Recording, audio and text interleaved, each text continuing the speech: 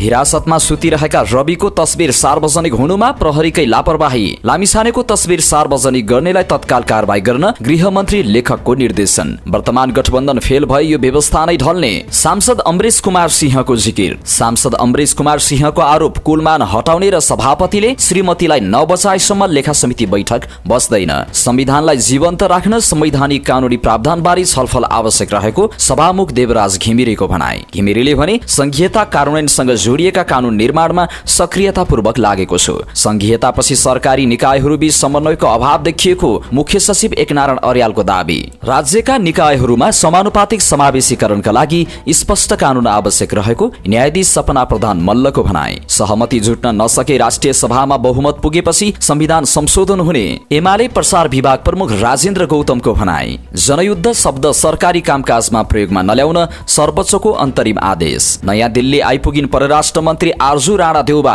आर्थिक सम्मेलनलाई सम्बोधन गर्ने। पदीय आचरण र मर्यादामा रहन संसद कर्मचारीलाई निर्देशन। लोकसभामा फेरि थपिए 6 जना केन्द्रीय सदस्य। कर्णाली गण्डकी र कोशी नदी सभ्यतामा आधारित सांस्कृतिक पर्यटन विकास गर्न संयन्त्र निर्माण गरिने। युवाहरूलाई वैज्ञानिक प्रयोग र अनुसन्धानमा संलग्न गराउनु पर्नेमा शिक्षा मन्त्री विद्या भट्टराईको जोड। मन्त्री भट्टराईले भनिन् अनुसन्धान परियोजनाहरूका लागि पर्याप्त रकम जरुरी छ। नागरिकताबारे संविधानका धारा नै विभेदपूर्ण लाग्छन्। पूर्व संचार मन्त्री रेखा शर्माको टिप्पणी। अख्तियार सम्बन्धी ऐन संशोधन गर्न बनेको विधेयकमा प्रधानमन्त्रीको हस्तक्षेप छैन। सभापति खतिवडाको जिकिर। प्रधानमन्त्रीको चासोले भ्रष्टाचार विधेयक होल्ड हुने चिन्ता। सुदूरपश्चिम यात्रामा निस्कँदै कांग्रेस नेता शेखर कोइराला रासोपा लक्षित शंकर पोखरेलको टिप्पणी। सोशल मिडियाको स्टन्टबाट उदाएका त्यसकै दुरुपयोगबाट विस्थापित हुँदैछन्। पुष 15 गते भित्र सबै विभागलाई विभागीय कामको रिपोर्ट तयार गर्न एमालेको निर्देशन। खाडी गएका सबै महिलाहरूसँग दुर्व्यवहार हुन्छ भन्ने भाष्य गलत रहेको श्रम मन्त्री शरद सिंह भण्डारीको भनाई। दलित समुदायको अधिकार सम्बन्धी विधेयक पेश गर्न सरकारलाई संसदीय समितिको निर्देशन। नेता वामदेव गौतमले भने संविधान संशोधन मार्फत दलित शब्द हटाऊ। दलित समुदायको अधिकार सम्बन्धी विधेयक संसदमा पेश गर्न सरकारलाई निर्देशन। सरकारले लामो समयसम्म प्राण धान्ला भन्ने देखिँदैन। नेकपा माओवादी केन्द्रका वरिष्ठ उपाध्यक्ष नारायण काजी श्रेष्ठको जिकिर। कांग्रेसको क्रियाशील सदस्यता कुनै तहमा रोकिएको भेटिए केन्द्रले हस्तक्षेप गर्ने। सिंहदरबार वैद्यखानामा स्वास्थ्य मन्त्री प्रदीप पौडेलको अनुगमन। मन्त्री पौडेलले भने औषधिको उत्पादन बढाउनुस्, तलब बाँड्नका लागि सरकारको मुख नताक्नुस्। मेलम्सीको पानी आपूर्ति पाइपलाइनको काम शीघ्र पूरा गर्न खानेपानी मन्त्री प्रदीप यादवको निर्देशन। सामुदायिक विद्यालयलाई काठमाडौँ महानगरको निर्देशन। विद्यार्थीबाट कुनै पनि शीर्षकमा शुल्क नलेऊ। 9 बिसे मुगलिन सडक खण्ड एक साता आंशिक बन्द हुने। भारतबाट विद्युत आयात नगरे 10 घण्टा लोड सेडिङ भोग्नुपर्ने अवस्था रहेको इपानका अध्यक्ष गणेश कार्कीको दाबी। इपानले रजत जयन्ती मनाउने। माघ 4 गते 25 वर्षको उपलब्धि सार्वजनिक गर्ने। पक्राउ परेका वडाध्यक्षको धम्की। मुद्दा फिर्ता नलिए छोराछोरीकै अवस्था हुन्छ। 7 वटा दमकलको सहयोगमा धापासीमा भीषण आगलागी नियन्त्रणमा। सुर्खेतमा घरभित्रै निसासिएर आमा छोराको मृत्यु, छोरी घाइते। अस्ट्रेलिया र दुबई पठाउने भन्दै ठगी गरिएको आरोपमा 2 जना पक्राउ। बैंकहरू कठिन परिस्थितिमा चलिरहेको गभर्नर महाप्रसाद अधिकारीको जिकिर। घरजग्गा कारोबारले गति लिँदै मंसिरमा मात्रै 45% बढ्यो। साताको अन्तिम दिन बिहीबार उच्च अङ्कले घट्यो शेयर बजार। अन्तर्राष्ट्रिय खबरमा अफगानिस्तानमा 2 छुट्टा-छुट्टै बस दुर्घटनामा कम्तीमा 52 जनाको मृत्यु। टर्कीका राष्ट्रपतिद्वारा सिरियाली शरणार्थी फिर्ता गर्न ईयूसँग आग्रह। चिनिया 3 पाङ्ग्रे सवारी साधनको विश्वभर माग। अमेरिकाले लगायो 4 पाकिस्तानी कम्पनीमाथि प्रतिबन्ध। र खेल खबरमा कर्णालीमाथि रोमाञ्चक जित निकाल्दै जनकपुर एनपीएलको फाइनलमा उपाधिका लागि सुदूरपश्चिमसँग भिड्ने। र अन्डर 19 एसिया कपमा नेपाल र श्रीलङ्काले अङ्क बाँडे। र आजको हेल्थ टिप्समा रहनेछ मृगौलाको समस्या भएकालाई कस्तो डाइट चार्ट आवश्यक छ, यस सम्बन्धी विशेष जानकारी। आफ्नो छोराछोरीको चिन्ता त सबैलाई हुन्छ, तर कतिपय अवस्थामा त्यसको लागि आवश्यक कदम चाल्न सकिँदैन। त्यसैको लागि तपाईको साथमा छ WM एकाडेमी। दर्शक महानुभाव नमस्कार। समाचारपाटी.com को न्यूज बुलेटिनमा यहाँलाई हार्दिक स्वागत छ। म रामशरण नेपाली। आज मिति 2081 पुष 5 गते शुक्रबार। नेपाल सम्बत 1145 सन् 2024 डिसेम्बर 20 तारिक पौष कृष्ण पक्षको पञ्चमी तिथि। सदाझै आज पनि हामी उपस्थित भएका छौं आजका मुख्य समाचार, ब्रेकिङ न्यूज अपडेट लगायत तपाईलाई काम लाग्ने हेर्नै पर्ने महत्त्वपूर्ण समाचार लिएर।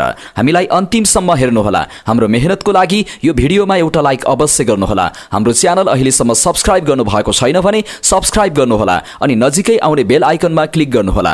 देशभित्रबाट हेर्दै हुनुहुन्छ भने आफू रहेको गाउँ ठाउँ सहर जिल्लाको नाम लेख्नुहोला।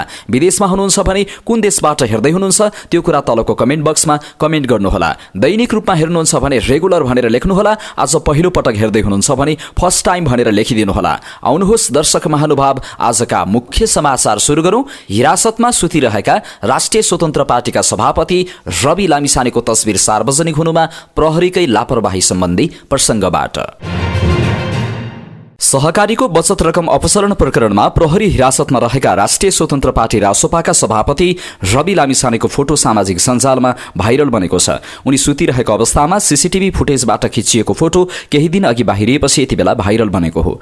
प्रहरी हिरासतमा संवेदनशील स्थान भएकाले त्यहाँ असम्बन्धित व्यक्ति जान पाउँदैनन्। तस्बिर खिच्नु त परको कुरा। परिवारका सदस्य, पार्टीका नेता र मानव अधिकार कर्मीले समेत भेटका लागि छुट्याइएको निश्चित ठाउँ र समयमा मात्र भेट्न पाउँछन्। त्यो पनि मोबाइल क्यामेरा लगायतको उपकरण प्रहरीलाई जिम्मा लगाएर मात्र प्रवेश गर्न पाउँछन्। तर त्यस्तो संवेदनशील स्थानमा सुतेका लामिछानेको फोटो कसरी खिचेर बाहिर ल्याइयो?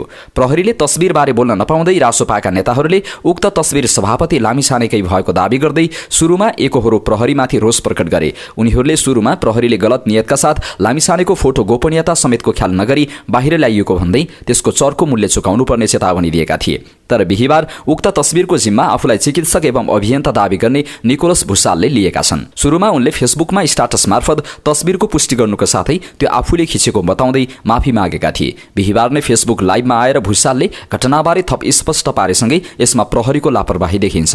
राम्रोसँग चेकिङ समेत नगरी लामिछानेलाई भेट्न कास्की प्रहरीले सहज पहुँच दिएको उनकै भनाइबाट पुष्टि हुन्छ।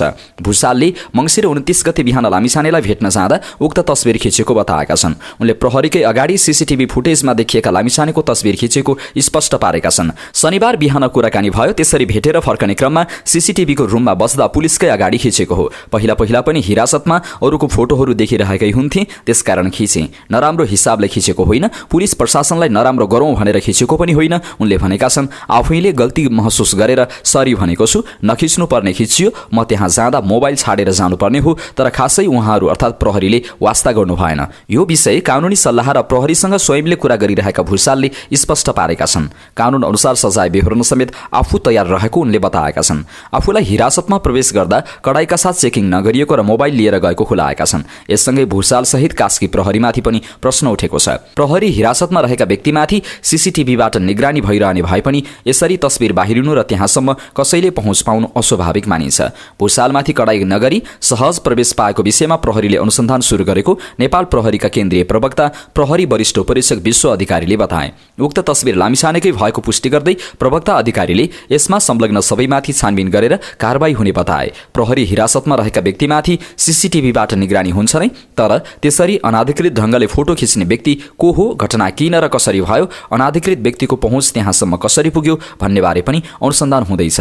त्यसरी पहुँच दिनेमाथि पनि अनुसन्धान हुन्छ। उनले भने, निकोलस भुसालले मैले खिचेको भन्नुभएको छ, उहाँको मात्रै विषय भएन। यसमा संलग्न अरू कोही छ भने पनि त्यसलाई पनि हामीले अनुसन्धानको दायरामा ल्याउँछौं। हिरासतमा कडाई नगरी निकोलस भुसाललाई प्रवेश दिएपछि अनुसन्धानको सुई भने कास्की प्रहरीतिर सोझिएको छ। कास्की प्रहरी प्रवक्ता एवं डीएसपी वसन्त शर्मा कहाँ कसरी त्यस्तो हुन गयो भनेर आफूहरू पनि अनुसन्धानकै क्रममा रहेको बताउँछन्। प्रहरीमाथि प्रश्न आएकोले हामीले त्यसमाथि छानबिन गर्दैछौँ। उनले भने, के कसरी त्यस्तो भयो, त्यस समयमा ड्युटी कसको थियो, कसरी त्यहाँबाट व्यक्तिले प्रवेश पाए, सबै कुरामा हामीले अनुसन्धान गरिरहेका छौँ। त्यसपछि सबै कुरा थाहा हुन्छ। उनले भने, कास्की प्रहरीले हिरासतमा रहेका लामिछानेको फोटो सार्वजनिक गर्ने भुसाललाई कारबाही गर्ने स्पष्ट पारिसकेको छ। बिहिबार प्रेस विज्ञप्ति जारी गर्दै अनुसन्धानलाई नकारात्मक प्रभाव पार्ने गरी फोटो प्रकाशित भएको भन्दै संलग्न जो कोहीलाई कारबाही गर्ने उल्लेख छ।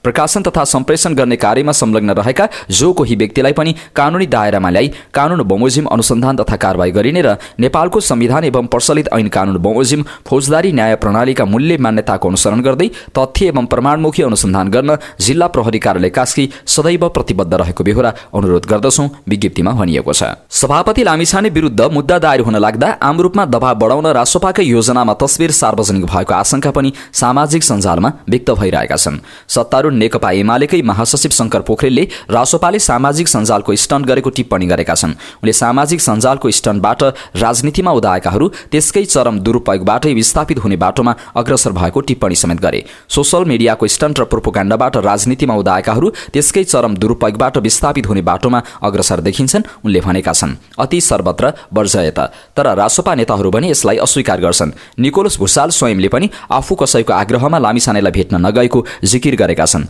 कसैले भनेर म गएको पनि होइन, कसैप्रति नराम्रो सोचेर त्यसो गरेको पनि होइन उनको भनाइ छ। तर गृहमन्त्री भइसकेको मान्छे यस्तो हालतमा बस्नु परेको छ भन्ने लागेर नराम्रो लाग्यो। यो विषय मैले यसरी बाहिर ल्याउँछु, भाइरल बनाउँछु भनेर खिचेको होइन।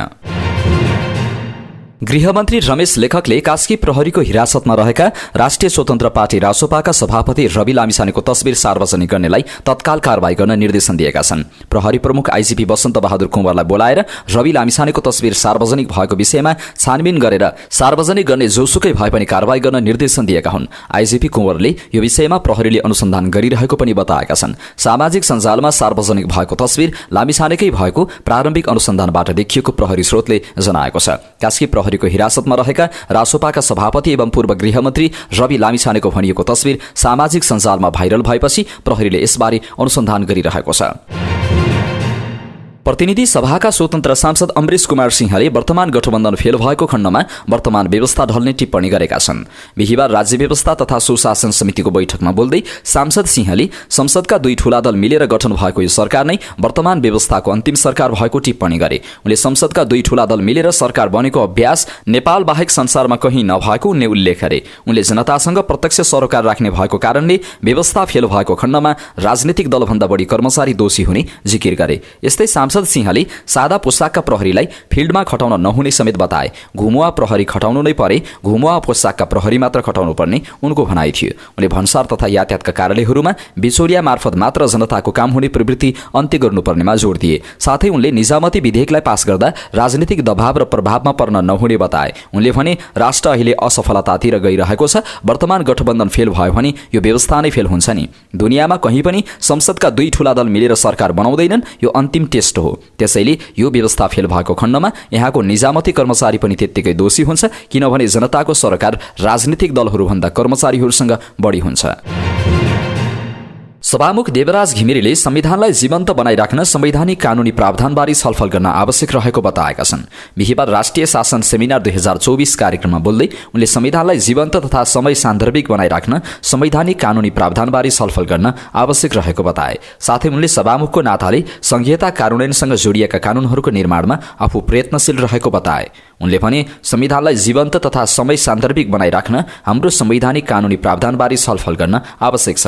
सभामुखका रूपमा संघीयता कार्यान्वयनसँग जोडिएका कानूनहरूको निर्माण गर्न मेरो पनि प्रयत्न निरन्तर रहेको छ। संघीय शासन प्रणाली भनेकै निरन्तर अभ्यास र त्यसक्रममा देखिएका समस्या समाधान गर्दै अगाडि बढ्ने पद्धति हो। यस किसिमका संघीयता कार्यान्वयनमा देखिएका केही मतभिन्नता र आगामी दिनमा गर्नुपर्ने संरचनागत र प्रक्रियागत सुधारका लागि नीतिगत व्यवस्था गर्न र कार्यव्यवहारमा समेत सुधार गर्न सहयोगी हुनेछन् भन्ने मेरो विश्वास छ। साथै उनले सरकारहरूले अझै पनि केही नीतिगत तथा कानूनी व्यवस्थाका आधारभूत पक्षहरूको निर्माण गर्न बाँकी रहेको धारणा राखे। विद्यालय शिक्षा, निजामती ऐन र प्रहरी समायोजन जस्ता मुख्य कार्यहरू कार्यान्वयन हुने चरणमा रहेको उनको भनाइ छ। उनले भने तीनै तहका सरकारहरूले अझै पनि केही नीतिगत तथा कानूनी व्यवस्थाका आधारभूत पक्षहरूको निर्माण गर्न बाँकी नै छन्। मुख्यतः विद्यालय शिक्षा, निजामती ऐन र प्रहरी समायोजन जस्ता मुख्य कार्यहरू कार्यान्वयन हुने चरणमा रहेका छन्। यस्ता कार्य कार्यान्वयनका लागि तीनै तहका सरकारबीच समन्वय अपरिहार्य रहेको उनले बताएका छन्। सभामुख देवराज घिमिरेले संघीयता कार्यान्वयनसँग जोडिएका कानूनहरूको निर्माण गर्न सक्रियतापूर्वक लागिरहेको बताएका छन्।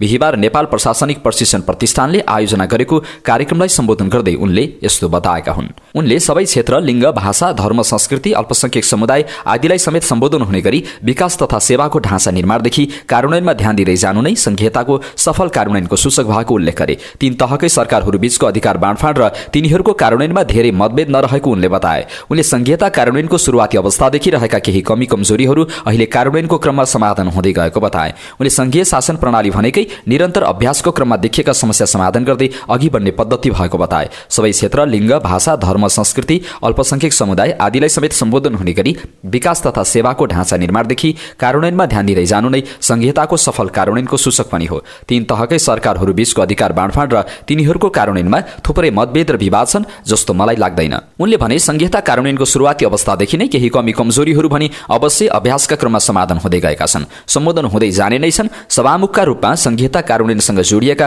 कानूनहरूको निर्माण गर्न मेरो प्रयत्न पनि निरन्तर रहिरहेको छ। संघीय शासन प्रणाली भनेकै निरन्तर अभ्यासको क्रममा देखिएका समस्या समाधान गर्दै अघि बढ्ने पद्धति हो भन्ने मेरो बुझाइ छ। सभामुख घिमिरेले विद्यालय शिक्षा, निजामती ऐन, प्रहरी समायोजन जस्ता मुख्य कार्यहरू कार्यान्वयनको चरणमा रहेको उल्लेख गरे। कानून कार्यान्वयनका लागि तीन तहकै सरकारबीच समन्वय अपरिहार्य रहेको उनले उल्लेख गरेका छन्। सरकारका मुख्य सचिव एकनारायण अर्यालले संघीयता आइसकेपछि सरकारी निकायहरूबीच समन्वयको अभाव देखिएको बताएका छन्। बिहिबार नेपाल प्रशासनिक प्रशिक्षण प्रतिष्ठानले आयोजना गरेको कार्यक्रममा बोल्दै उनले यस्तो बताएका हुन्। उनले संविधानमा सहकारी, समन्वय र सहअस्तित्व भने पनि धेरै कुराहरू अलमलमा रहेको उल्लेख गरे। उनले पालिकाहरूले बनाएका कानूनहरूमा पनि विवादित विषयहरू रहेको बताए। उनले संघीय कानूनभन्दा विपरीत कानून बनाउन नपाइने भए पनि त्यो अनुसारको कानून नबनेको बताए। उनले सरकारले युवाहरूलाई सरकारका विभिन्न क्रियाकलापमा समेट्ने भनेर कार्यविधि ल्याइसकेको बताए। उनले आर्थिक सुधारका लागि आयोग नै गठन गरेर अघि बढेको बताए। सरकारले आगामी नीति तथा कार्यक्रम र बजेटमा आयोगले दिएका सुझावहरूलाई समेटेर कार्यक्रम बनाउने बताएका छन्। सर्वोच्च अदालतकी न्यायाधीश सपना प्रधान मल्लले संविधानले व्यवस्था गरे अनुसार राज्यका सबै तह र निकायहरूमा समानुपातिक समावेशीकरण गर्नको लागि स्पष्ट कानून आवश्यक रहेको बताएका छन्। बिहिबार नेपाल प्रशासनिक प्रशिक्षण प्रतिष्ठानले आयोजना गरेको कार्यक्रममा बोल्दै उनले यस्तो बताएकी हुन्। उनले राज्यका प्रत्येक निकायहरूमा समानुपातिक समावेशीकरणका लागि स्पष्ट कानूनसँगै राजनीतिक मनसाय हुनुपर्ने बताइन्। उनले महिला समावेशिताका लागि राजनीतिक मनसाय नभएकै कारण महिलाहरू स्थानीय तहहरूको उपमेयरमा सीमित हुनु परेको बताइन्। उनले किन देशभर 7 जना मात्र महिला मेयर अनि 276 जना उपमेयर छन् भनेर प्रश्न समेत गरिन्। उनले भनिन्, समावेशिताका लागि कानून चाहिने रहेछ, तर कानून भएर मात्र पनि हुँदैन, त्यो कानून कस्तो छ भन्ने कुरा पनि महत्त्वपूर्ण हुने रहेछ। कानून कार्यान्वयनको लागि राजनीतिक मनसाय पनि एकदमै महत्त्वपूर्ण हुने रहेछ। नत्र भने किन देशभर 7 जना मात्र मेयर छन् अनि 276 जना उपमेयर छन्? त्यसकारण स्पष्ट कानून चाहिन्छ, तर कानून भएर मात्र हुँदैन। कानूनको व्याख्या गर्दाखेरि मनसाय कस्तो हुने भन्नेमा भर पर्दछ। किनभने जुनसुकै ठाउँमा पनि समावेशितालाई डर र धम्कीका रूपमा हेरिएको छ। समावेशिता भनेको बहिष्करणमा परेको असमावेशी भएको वर्गलाई केही समयको लागि विशेष व्यवस्था गर्नुपर्छ। संविधानले नै दलित र महिलाको समावेशिताको 10 वर्षमा समीक्षा गर्ने कुरा कसैले पनि बिर्सनु हुँदैन। नेकपा एमालेका स्थायी कमिटी सदस्य एवं प्रसार विभाग प्रमुख राजेन्द्र गौतमले राष्ट्रिय सहमतिका आधारमा संविधान संशोधन हुने बताएका छन्। बिहिबार सिन्धुलीमाढीमा प्रेस चौतारी नेपालले आयोजना गरेको पत्रकार सम्मेलनमा बोल्दै संविधान संशोधनको विषय एमाले वा कांग्रेसको मात्र विषय नभएर सबैको साझा विषय भएकाले साझा सहमतिका आधारमा अघि बढ्ने बताए। नेकपा एमालेको दुधौलीमा बिहिबारदेखि हुने जिल्ला कमिटिको बैठकलाई सम्बोधन गर्न सिन्धुली पुगेका गौतम अहिलेको निर्वाचन प्रणालीले कुनै पनि स्पष्ट बहुमत ल्याउन नसक्ने बताउँदै यो निर्वाचन प्रणालीले दिने परिणामले स्थायी सरकार बन्न नसक्ने दावी गरे। संविधान संशोधनमा भएको ढिलाइप्रति जनताको चासो रहेको, तर राष्ट्रिय सभामा रहेको गणितले तत्काल संविधान संशोधन गर्न नसकिने अवस्था रहेकाले उपयुक्त समय कुर्नु परेको बताए। सहमति जुट्न नसके राष्ट्रिय सभामा बहुमत पुगेपछि संविधान संशोधन अगाडि बढ्ने पनि बताए। उनले भने एमाले र कांग्रेस मिलेर 2084 सम्म सरकारलाई स्थायित्व दिएको छ। देशको अर्थतन्त्र पनि लयमा फर्किएको छ। समयमा अर्थतन्त्रलाई लयमा फर्काउन नसकेमा ठूलो विपद हुन सक्छ भन्ने थियो। त्यसैले देशका दुई ठूला राजनीतिक दलहरू एकजुट भयौं, सरकार बने लगत्तै अर्थतन्त्रमा सुधार भएको छ। नेपालको बजेट राजस्व केन्द्रित रहेको र 4-5 महिनामा अपेक्षित राजस्व संकलन नभए पनि राजस्व संकलनमा सुधार आएको दावी गरे। सरकारले अपेक्षित परिणाम दिन नसक्नु आर्थिक संकट नै भएको उनको भनाइ छ। अहिले सडकमा सुशासन, डेलिभरी, रोजगारी र अवसरको न्यायोचित वितरण हुनु पर्यो भन्ने रहेको बताउँदै यसतर्फ पार्टीको गम्भीर ध्यान गएको र बहस भइरहेको बताए। उनले रवि लामिछानेको मुद्दामा नागरिक र केही मिडियाको अन्याय र न्यायको बहसले मुलुकमा अस्थिरता र अराजकता निम्त्याउने हुँदा अनुसन्धानमा रहेका मुद्दालाई अनुसन्धान गर्न दिन समेत नागरिकलाई आग्रह गरे। अनुसन्धान र अदालतलाई प्रभाव पार्ने गतिविधिमा नलाग्न सबैलाई अनुरोध गरे। सर्वोच्च अदालतको संवैधानिक इजलासले सरकारी कामकाजमा जनयुद्ध शब्द प्रयोग नगर्न अन्तरिम आदेश गरेको छ। अधिवक्ता ज्ञानेन्द्र आरनले दर्ता गरेको रिटमा पहिलो सुनवाई गर्दै सर्वोच्चले अन्तरिम आदेश जारी गरेको हो। संवैधानिक इजलासले गत मङ्सिर 26 गते गरेको निर्णय बिहिबार सार्वजनिक भएको हो। संघीय सरकार र मधेस सरकारको बजेट वक्तव्यमा जनयुद्ध शब्द प्रयोग भएकोमा सो शब्द संविधान विपरीत रहेकोले हटाउन माग गर्दै आरनले सर्वोच्चमा रिट दायर गरेका थिए। उक्त विवादमा आदेश गर्दै सर्वोच्चले सरकारी कामकाजमा प्रयोग गर्न रोक लगाएपछि अब सरकारी डकुमेन्ट प्रयोग गर्न नपाइने भएको छ। सर्वोच्चले अर्को छलफल नभएसम्मका लागि यो आदेश गरेको हो। प्रधान न्यायाधीश प्रकाशमान सिंह राउत तथा न्यायाधीशहरू सपना प्रधान मल्ल, कुमार रेग्मी, हरिप्रसाद भुइँयाल र मनोज कुमार शर्माको इजलासले यो आदेश गरेको हो। आर्थिक वर्ष 2081-82 को बजेट वक्तव्यको बुँदा नम्बर 2 विनियोजन ऐन 2081 मा र मध्य प्रदेशको बजेटमा प्रयोग भएको जनयुद्ध शब्द हाललाई प्रयोग नगर्नु संवैधानिक इजलासको आदेशमा भनिएको छ। जनयुद्ध शब्द संविधानको प्रस्तावना र धारा 42 प्रतिकूल भएको सर्वोच्चको आदेशमा उल्लेख छ। संघीय सरकार र मध्य प्रदेश सरकार सहित विपक्षीलाई लिखित जवाब पेश गर्न पनि सर्वोच्चको आदेशमा भनिएको छ। परराष्ट्र मन्त्री डाक्टर आर्जु राणा देउबा बिहिबार भारतको नयाँ दिल्ली पुगेकी छन्। उनी युरोपका केही कार्यक्रममा सहभागी भई बुधबार जर्मनीको राजधानी बर्लिनबाट नयाँ दिल्ली पुगेकी हुन्। उनले शुक्रबार नयाँ दिल्लीमा आयोजना हुने नेपाल भारत आर्थिक सम्मेलनलाई प्रमुख अतिथिका रूपमा सम्बोधन गर्ने जानकारी परराष्ट्र मन्त्रीको सचिवालयले जनाएको छ। त्यसपछि मन्त्री डाक्टर राणाले नयाँ दिल्लीमा नियमित स्वास्थ्य परीक्षण गराउनेछन्। उनी आगामी सोमबार स्वदेश फर्कने कार्यक्रम रहेको छ। संघीय संसद सचिवालयका कर्मचारी प्रशासन शाखाले पद अनुसार आचरण र मर्यादा पालन गर्न भन्दै कर्मचारीलाई निर्देशन जारी गरेको छ। पछिल्लो समय सचिवालयमा कार्यरत केही कर्मचारीहरू जानकारी बिना कार्यालयमा अनुपस्थित हुने, हाजिर गरेर कार्यालयमा पूरा समय नबस्ने, तोकिएको पोसाक नलगाउने, अनुशासन र आज्ञा पालन नगर्ने गरेको भन्दै प्रशासन शाखाले निर्देशन जारी गरेको हो। शाखा अधिकृत पवन महतद्वारा हस्ताक्षर गरिएको सूचनामा कार्यालयको काम कारबाहीको सम्बन्धमा सम्बन्धित शाखा वा पदाधिकारी समक्ष गुनासो नराखी सामाजिक सञ्जाल लगायतका अनौपचारिक फोरमहरूमा अनावश्यक टीका टिप्पणी र अमर्यादित रूपले प्रस्तुत भएको उल्लेख छ। कर्मचारीले पदीय अनुकूलको आचरण पालना नगरेको देखिएमा कानूनद्वारा दण्डनीय हुने हुँदा सचिवालयमा कार्यरत सम्पूर्ण कर्मचारीहरूलाई अनुशासन तथा आचरण विपदका कार्यहरू नगराउनु र सूचनाको अवज्ञा गरी अनुशासन तथा आचरण विपदका कार्यहरू गरेको पाइएमा कानून बमोजिम कारबाही हुने बेहोरा सम्पूर्ण कर्मचारीलाई जानकारी गराइन्छ, सूचनामा लेखिएको छ। लोकतान्त्रिक समाजवादी पार्टी नेपालले केन्द्रीय समितिमा थप 6 जनालाई मनोनित गरेको छ। 347 सदस्यीय केन्द्रीय समितिमा बुधबार विभिन्न जिल्लाका 8 जनालाई मनोनित गरेर केन्द्रीय समिति 355 सदस्यीय बनाइएको थियो। सो पार्टीले बिहिबार 6 जना थप गरेर 361 सदस्यीय केन्द्रीय समिति बनाइएको छ। संविधानमा 401 सदस्यीय केन्द्रीय समितिको व्यवस्था छ। बिहिबार मनोनित हुनेहरूमा महोत्तरीका सेवल महरा, ललितपुरका जमुना केसी झा, काठमाडौँकी गीता श्रेष्ठ, सर्लाहीका ललिन्द्र कुमार राय र रामहरि तिवारी तथा बाराका फिरोज रहेका छन्। बुधबार मनोनित हुनेहरूमा सप्तरीका श्याम सरदार, सिराहाका जीवज प्रसाद यादव, धनुषाका सुनिल कुमार यादव, सर्लाहीका जगत महरा, रौतहटका राम प्रवेश दास तत्मा, बाराकी मन्जु कार्की, कञ्चनपुरका भोगादेवी राणा थारू र कास्कीका रविन्द्र सुनार रहेका छन्। त्यसैगरी लोसपा नेपालले विभिन्न भातृ संगठनका लागि संयोजक चयन गरेको छ। लोकतान्त्रिक युवा संघको संयोजकमा सर्लाहीका भिनुकलाल राय, लोकतान्त्रिक महिला संघको संयोजकमा पर्साका मिनु ठाकुर, लोकतान्त्रिक महिला संघ मध्य प्रदेशको संयोजकमा महोत्तरीका गीता देवी दास र लोकतान्त्रिक ट्रेड युनियन संघको संयोजकमा धादिङका केशवराज अधिकारीलाई चयन गरेको छ। लोसपा नेपाल महाधिवेशनको तयारीमा जुटेको छ। वैशाख 26 गते हुने भनिएको पार्टीका पहिलो महाधिवेशनका लागि नेता तथा कार्यकर्ता त्यसमा जुटेका छन्। संगठन विस्तारका साथै सदस्यता वितरणको अभियानलाई तीव्रता दिएको छ। सो पार्टीले सदस्यता वितरण अभियानको पनि समय थप गरेको छ। बुधबार बसेको सचिवालय बैठकले पार्टीको साधारण सदस्यता वितरण अभियानको समय थप 1 महिना बढाएर पुष मसान्तसम्म पुर्याएको हो।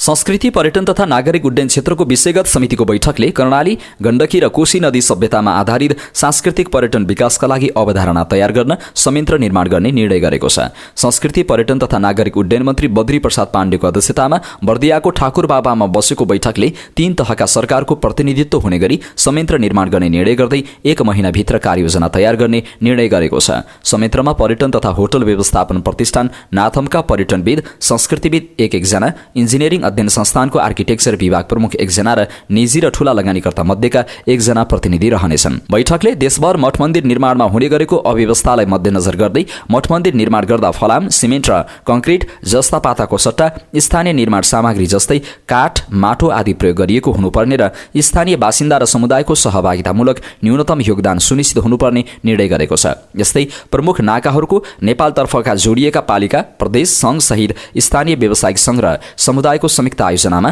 फागुनमा खाद्य तथा सांस्कृतिक महोत्सव आयोजना गर्ने, त्यसमा भारततर्फका नजिकका जिल्ला संघ संस्थालाई आमन्त्रण गर्ने निर्णय गरिएको छ। बैठकले भारत र चीनका प्रत्येक प्रदेशका विधानसभाका 40 वर्ष मुनिका विधानसभा सदस्यको प्रतिनिधित्व हुने गरी फागुनमा 1 हप्ताको सम्पदा यात्रा आयोजना गर्ने निर्णय गरेको छ। हरेक प्रदेशका 2-2वटा विद्यालय छनौट गरी नमुना संस्कृति तथा पर्यटन क्लब वा संस्कृति क्लब गठनका लागि कार्यविधि तयार गर्ने निर्णय गरेको छ। यस्तै पदमार्ग निर्माण मापदण्ड 2081 लाई हरेक प्रदेशले आन्तरिकीकरण गर्ने निर्णय भएको छ। पर्यटन दशक कार्ययोजनाका बारेमा समेत बैठकमा छलफल भएको थियो।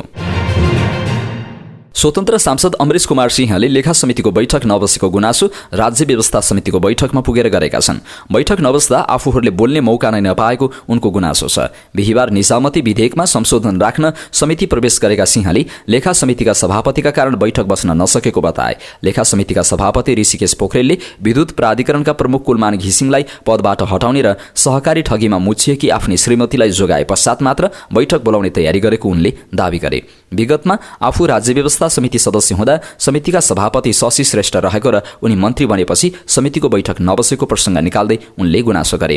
विगतमा यहाँ बोल्न पाइएन र लेखा समिति गए। यसपटक उनले भने तर यहाँ पनि उस्तै छ। लेखा समितिका सभापतिले प्राधिकरणका कुलमानलाई हटाउन खोज्यो, हटाउन सकिएन। त्यसपछि समितिको बैठक नै बसेको छैन। सभापतिले होटेलमा लेखेको निर्णय समितिबाट पास गर्न नसकेर बैठक बस्न नसकेको उनले दावी गरे। कुलमानलाई कारबाही गर्नका लागि सीआईबी सम्पत्ति शुद्धिकरण र अख्तियारलाई लेखेर पठाउने। हामी जस्तो पीएचडी गरेको मान्छेले त्यस्तो निर्णय गर्न दिन्छ भन्ने लागेको थियो सभापतिलाई। हाम्रो पढाइको नै बेइज्जत हुन्छ। उनले भने होटलमा लेखेर पेन ड्राइभमा ल्याएर 3 दिन अगाडि निर्णय हातमा दिएको थियो। समितिको सचिवालयमा सोद्धा प्रिन्ट मात्र भएको र टाइप यहाँ नभएको भन्यो। निर्णय पारित गर्न नसकेदेखि लेखा समिति बन्द छ। जुन समिति गए पनि आफ्नो कुरा राख्न नपाएको उनले बताएका छन्। शिक्षा विज्ञान तथा प्रविधि मन्त्री विद्या भट्टराईले नेपालमा अनुसन्धानको इकोसिस्टमलाई सुदृढ पार्नुपर्ने महत्त्वपूर्ण चुनौती रहेको बताएका छन्। बिहिबार नेपाल विज्ञान तथा प्रविधि प्रज्ञा प्रतिष्ठानको 42औं वार्षिकोत्सव समारोहलाई सम्बोधन गर्दै शिक्षा मन्त्री भट्टराईले अत्याधुनिक प्रयोगशालाहरूमा लगानीलाई प्राथमिकता दिनुपर्ने बताएकी हुन्। अनुसन्धान परियोजनाहरूका लागि पर्याप्त रकम उपलब्ध गराउनुपर्ने उनले बताइन्। नेपाली वैज्ञानिकहरूको विश्वव्यापी ज्ञान नेटवर्कमा पहुँच बढाउनुपर्ने आजको आवश्यकता भएको उनले उल्लेख गरिन्। उनले दिगो विकासको आधार, दिगो विकासको अपार सम्भावना बोकेका स्वदेशी प्रविधिको आधुनिकीकरण पनि उत्तिकै महत्त्वपूर्ण रहेको बताइन्। नवप्रवर्धनको संस्कृतिलाई बढावा दिन युवाहरूलाई वैज्ञानिक प्रयोग र अनुसन्धानमा संलग्न गराउनुपर्ने उनले बताइन्। विज्ञान शिक्षा विद्यालय स्तरबाटै सुरु गरिरहेको भन्दै हातमा सिकाइ, आलोचनात्मक सोच, उद्यमशीलता र नवप्रवर्तन आज हामीले केन्द्रित हुनुपर्ने विषय बनेको जानकारी दिन्। दिगो विकासको आधार, दिगो विकासको अपार सम्भावना बोकेका स्वदेशी प्रविधिको आधुनिकीकरण पनि उत्तिकै महत्त्वपूर्ण छ। हामीसँग रहेको इन्जिनियर्स नलेजलाई हामीले विज्ञानसँग कसरी जोड्ने भन्ने आवश्यकता छ उनले भनिन्। मन्त्री भट्टराईले देशको भविष्य आजका युवाहरूको आविष्कारमा निर्भर रहेको पनि बताएका छन्। भट्टराईले सरकारले अनुसन्धान परियोजनाहरूका लागि पर्याप्त रकम उपलब्ध गराउन आवश्यक रहेको बताएका छन्। दिगो विकासको लागि प्रविधिको आधुनिकीकरण महत्त्वपूर्ण भएको भन्दै वैज्ञानिकहरूको विश्वव्यापी ज्ञान नेटवर्कमा पहुँच बढाउनु पर्ने पनि बताएका छन्। उनले भनिन् हामीले अनुसन्धान परियोजनाहरूका लागि पर्याप्त रकम उपलब्ध गराउनु पर्नेछ र वैज्ञानिकहरूको विश्वव्यापी ज्ञान नेटवर्कमा पहुँच बढाउनु पर्नेछ। यसतर्फ सुनिश्चित गर्नुपर्ने चुनौती हाम्रो सामु रहेको छ। दिगो विकासको लागि प्रविधिको आधुनिकीकरण पनि महत्त्वपूर्ण रहेको उनले बताएका छन्। पूर्व संचार तथा सूचना प्रविधि मन्त्री रेखा शर्माले संविधान र कानूनका कुराहरू उठाउँदा धेरैबाट अपमानित हुनु परेको बताएका छन्। बिहिबार संविधान संशोधनमा नागरिकताको मुद्दा विषय कार्यक्रममा बोल्दै उनले समानताका दृष्टिकोणले सबैभन्दा विविधपूर्ण धारा भनेको नै नागरिकताको प्रावधान भएको बताएकी हुन्। उनले भनिन् नेताहरूको पितृसत्तात्मक दृष्टि कस्तो छ भनेर नजिकबाट बुझेको छु। नागरिकताको विषयमा कुरा गर्दा नै रक्त अशुद्धता हुन्छ भन्छन्। रक्त अशुद्धता र शुद्धताका कुरा धेरै सुन्यौं। विदेशीसँग विवाह गरेकी महिलाबाट जन्मेको सन्तानको रगत शुद्ध हुँदैन भन्ने भाष्य धेरै सुनेको छु। समानताका दृष्टिकोणले हेर्दा सबैभन्दा विविधपूर्ण धारा भनेको नै नागरिकताको प्रावधान छ, तर त्यसको विषयमा कुरा गर्दा धेरैचोटि अपमानित समेत भएका छौं। साथै उनले हरेक कुरामा महिला पुरुषबीच समानता हुनुपर्ने बताइन्। उनले विगतको भन्दा अहिलेको संविधान उत्कृष्ट भएको बताइन्। यसैगरी शर्माले संविधानमा नागरिकताको विषयमा समस्या छ भन्ने कुरामा हामी कोही पनि असहमत नभएको जिकिर गरेकी छन्। प्रतिनिधि सभाको राज्य व्यवस्था तथा सुशासन समितिका सभापति रामहरि खतिवड़ाले अख्तियार दुरुपयोग अनुसन्धान आयोग ऐन 2048 लाई संशोधन गर्न बनेको विधेयकमा उपसमितिले पेश गरेको प्रतिवेदनमाथि प्रधानमन्त्री केपी शर्मा ओलीको कुनै हस्तक्षेप नरहेको स्पष्ट पारेका छन्। पत्रकारहरूसँग कुरा गर्दै सभापति खतिवड़ाले समिति स्वतन्त्र रूपमा आफ्नो काममा क्रियाशील रहेको तथा यस काममा प्रधानमन्त्री ओलीको चासो भन्ने आधारहीन प्रसार भएकोमा त्यसको प्रतिवाद गरे। कसले दुष्प्रचार गरेको हो जानकारी छैन उनले भने। उपसमितिले नीतिगत बाहेकका विषयमा मन्त्री परिषदले गरेको निर्णयमाथि पनि आयोगले अनुसन्धान गर्न सक्ने गरी संशोधन गर्न सुझाव दिएको थियो। भ्रष्टाचार निवारण ऐन संशोधन विधेयक र अख्तियार दुरुपयोग अनुसन्धान आयोग ऐन संशोधन विधेयक तत्काल अगाडि नबढ्ने भएको छ। दुवै विधेयक प्रतिनिधि सभाको राज्य व्यवस्था तथा सुशासन समिति अन्तर्गतको संसदीय उपसमितिले पास गरेर मूल समितिमा पेश गरिसकेको छ। मंगलबार उपसमितिले विधेयक पास गरेको थियो। बुधबार मूल समितिले उपसमितिबाट दुवै विधेयकको प्रतिवेदन ग्रहण गरेको थियो। उपसमितिको प्रतिवेदन उपर शुक्रबार छलफल गर्न बैठक बोलाउने तयारी राज्य व्यवस्था तथा सुशासन समितिको थियो। तर उपसमितिको विधेयक पास भएसँगै बढेको राजनीतिक चासोले शुक्रबार बैठक बस्ने गरी भएको तयारी स्थगित हुन पुगेको छ। राज्य व्यवस्था समितिले अर्को बैठक यही पुस 8 गतेका लागि बोलाएको छ। उक्त बैठकमा संघीय निजामती सेवा विधेयकमाथि दफावार छलफललाई निरन्तरता दिने कार्यसूची छ।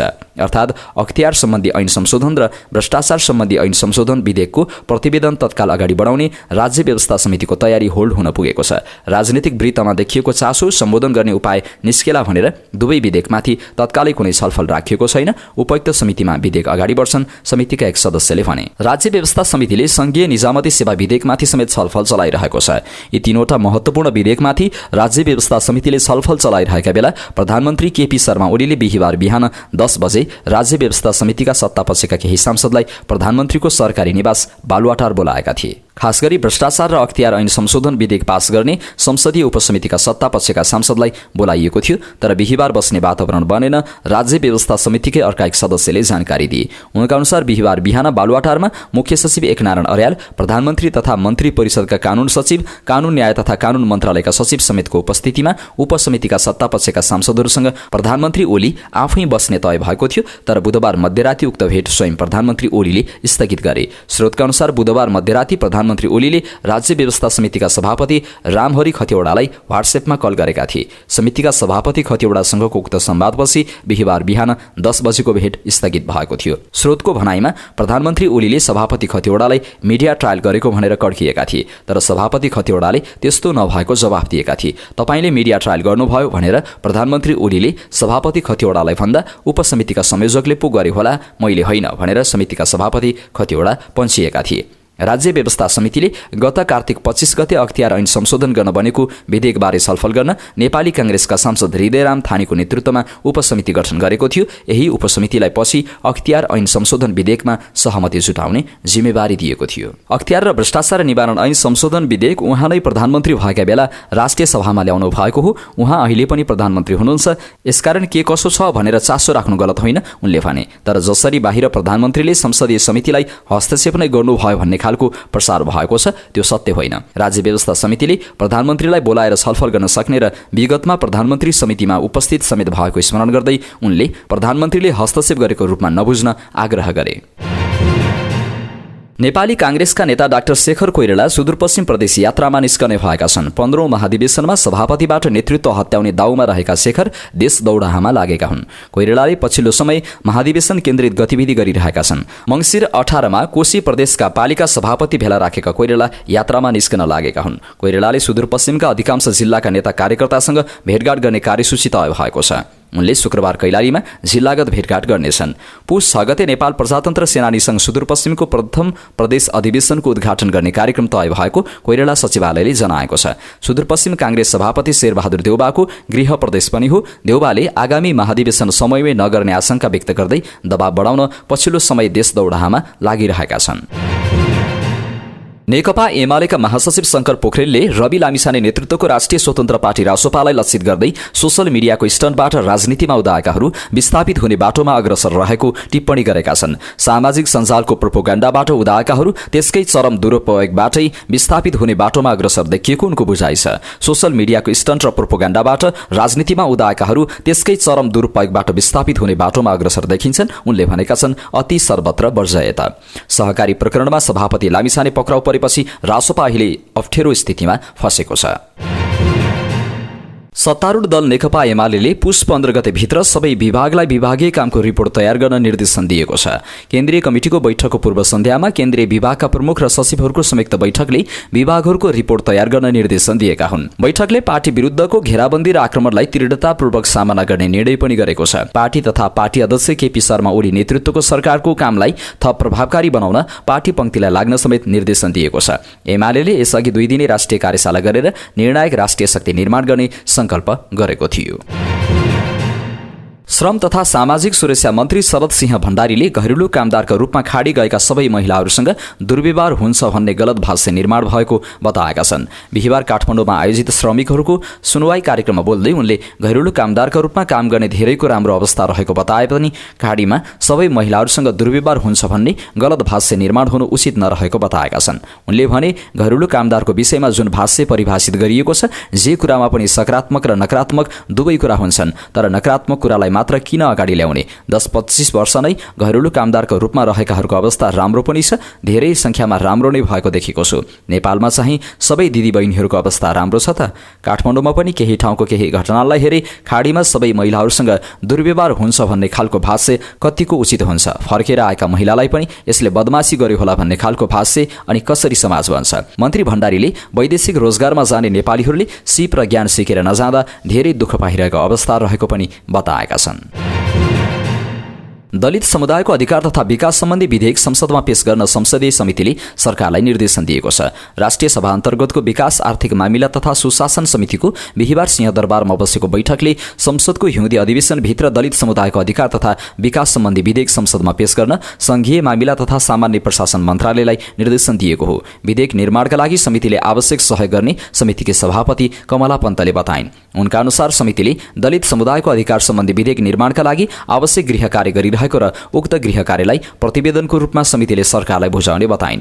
ऐन निर्माण गर्ने निकाय संसदीय समिति नभएको समेत स्पष्ट पार्दै सभापति पन्तले दलित समुदायमाथि राजनीति भइरहेको भन्दै राजनीतिले आँखा नचिम्लिने गरी ऐन बनाउन जरुरी रहेकोमा जोड दिइन्। बैठक सकिए लगतै सभापति पन्तले निर्देशन दिँदै भनिन्, समितिमा पेश भएको संसदको प्रस्ताव कार्यान्वयन उपसमितिको प्रतिवेदन सुझावसहित राष्ट्रिय सभामा छलफलका लागि पेश गर्ने नेपाल सरकार संघीय मामिला तथा सामान्य प्रशासन मन्त्रालयलाई दलितका अधिकार तथा विकास सम्बन्धी विधेयक संसदमा पेश गर्नका लागि आवश्यक गृह कार्य अघि बढाउने बारे निर्देशन दिने। बैठकमा दलित समुदायको अधिकार तथा विकास सम्बन्धमा कानूनी व्यवस्थाको आवश्यकता सम्बन्धमा संकल्प प्रस्ताव कार्यान्वयनको अनुगमन उपसमितिबाट प्राप्त प्रतिवेदनमाथि छलफल भएको हो। समितिकी सभापति पन्तले यसका लागि समितिले गृह कार्य समेत गरेको बैठकमा जानकारी गराइन्। उनले भनिन्, ऐन बनाउने निकाय समिति नभएको कारणले हामीले गरेको गृह कार्य प्रतिवेदन बुझाउनेछौँ, तर यो विषय सबैलाई सुनाउनु लज्जास्पद भएको भन्दै भनिन्, दलित समुदायमाथि राजनीति गरेका छौँ, 2-4 भोट यिनीहरूकै हातमा हुन्छ, राजनीतिले आँखा नचिम्लिने गरी ऐन हामीले बनाउनु पर्यो।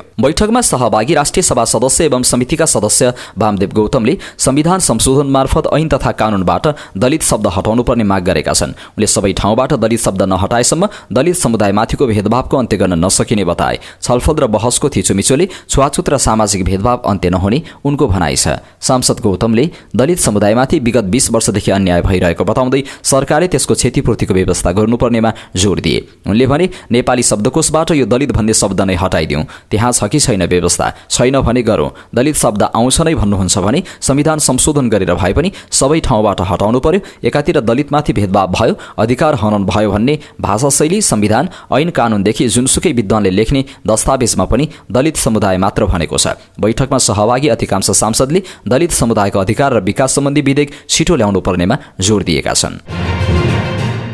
नेकपा माओवादी केन्द्रका वरिष्ठ उपाध्यक्ष नारायण काजी श्रेष्ठले सरकारले लामो समयसम्म प्राण धान्ला भन्ने नदेखिएको बताएका छन्। उनले प्रधानमन्त्रीले आफू पनि भ्रष्टाचार नगर्ने, अरूलाई पनि गर्न नदिने भन्नुभएको छ, कसैलाई लिनु वा दिनु नपर्ने भन्नुभएको छ नि भन्ने प्रश्नमा उनले भने, उहाँले भनेर हुने भए त ग्यासका पाइप, पानी जहाज, रेलको टिकट भन्नुभयो, शब्दमा होइन आचरणमा देखिनु पर्यो नि। हामीले व्यवहार हेरेर विश्लेषण गरेका छौँ। नेपालमा वामपन्थी जनताको बाहुल्यता छ। नेपालका पछिल्ला परिवर्तनमा वामपन्थी जनमत नै निर्णायक थिए। यो संविधान कार्यान्वयन गरेर समाजवाद उन्मुख सामाजिक आर्थिक रूपान्तरण गर्ने काममा हामी हिजो पनि लाग्यौं, आज र भोलि पनि लाग्छौं। वाम एकताको ढोका खुल्ला छ, तर तत्काल व्यावहारिक रूपमा मैले सम्भव देखेको छैन। कतिपय वाम शक्तिसँग चाहिँ कुरा हुन्छ। फेरि उनले माओवादी एकता वा सहकारीका विषयमा भने, वाम नाम राखेर काम गरेकालाई पनि बुझौं। पहिले पनि सोचेका हौं, एमालेसँगै चाहिँ व्यावहारिक प्रश्न अझै छ। उनले एमालेसँग सत्ता सहकारीको सम्भावना नदेखेको पनि बताएका छन्। त्यतातर्फ माओवादीले सोचेको छैन उनले भने। उनले ओली र देउबा चुनावसम्म सँगै जाने सम्भावनाको विषयमा भने, सरकारको गति हेर्दा यसले लामो समयसम्म प्राण धान्ला भन्ने देखिँदैन। जनताले प्रश्न गरिरहेका छन्, हामी चुनावसम्म सँगै लैजाउन् भन्नेमै हो, हामी प्रमुख प्रतिपक्षी बन्ने भन्नेमै हो, उनले भनेका छन्। नेपाली कांग्रेसको क्रियाशील सदस्यताको कुनै संरचनाले रोकेर राखेको भेटिए केन्द्रले हस्तक्षेप गर्ने भएको छ। सदस्यता व्यवस्थापन समितिको बिहिबार बसेको बैठकले सदस्यता फारम रोकेर राख्ने प्रवृत्तिलाई रोक्ने निर्णय गरेको हो। उपल्लो तहले सदस्यता फारम रोकेर राखेको भेटियो भने त्यसमा गाँठो फुकाउने कुरा भएको छ। व्यवस्थापन समितिका सदस्य प्रकाश स्नेही रसाइलीले भने कहाँ कहाँ होल्ड गरिएको छ त्यसबारेमा अर्को बैठकबाट निर्णय लिन्छौं। बिहिबारको बैठकमा फारम रोकेर काम नगरिएका स्थानका बारेमा छलफल भएको थियो। बैठकमा गुटगत समस्याले पनि सदस्यता वितरण र नवीकरणका कार्य प्रारम्भ हुन नसकेको व्यवस्थापन समितिले जनाएको छ। 14औं महाधिवेशनको इगो र विवाद अहिले पनि देखिएको बारेमा छलफल भएको थियो। ती जिल्लामा पार्टी सभापतिले फर्म लिएर तल्लो निकायमा नदिएको भन्ने अब हुँदैन। जिल्ला सभापतिले फर्म रोकेको भेटिए केन्द्रले हस्तक्षेप गर्छ उनले भने। सदस्यता व्यवस्थापन समितिको अर्को बैठक 18 पुसमा बस्ने भएको छ। महामन्त्री गगन थापाको नेतृत्वमा रहेको समितिमा केन्द्रीय सदस्यहरू सीता गुरुङ, रसाइली र योगेन्द्र चौधरी सदस्य छन्। महाधिवेशन भएको वर्ष सदस्यता वितरण र नवीकरण गर्न नपाउने विधानको व्यवस्था छ। स्वास्थ्य तथा जनसङ्ख्या मन्त्री प्रदीप पौडेलले सिंहदरबार वैद्यखानामा आयुर्वेदिक औषधि उत्पादनको अवस्थाबारे अनुगमन गरेका छन्। मन्त्री पौडेलले वैद्यखाना सुधारका लागि विशेष चासो दिँदै आएका छन्। सोही अनुरूप विकास समितिमा नयाँ नेतृत्वलाई जिम्मेवारी दिएका मन्त्री पौडेलले सोचे जस्तो उत्पादन वृद्धि नभएपछि स्थलगत अनुगमन गर्दै समस्या समाधानका लागि उपायको खोजी थालेका हुन्। मन्त्रालयका उच्च अधिकारी सहित अनुगमनमा गएका मन्त्री पौडेलले वैद्यखानाको काम कारबाहीबारे जानकारी लिँदै आम रूपमा सुनिएका गुनासा समाधान गर्न समेत कर्मचारीहरूको ध्यानाकर्षण गराए।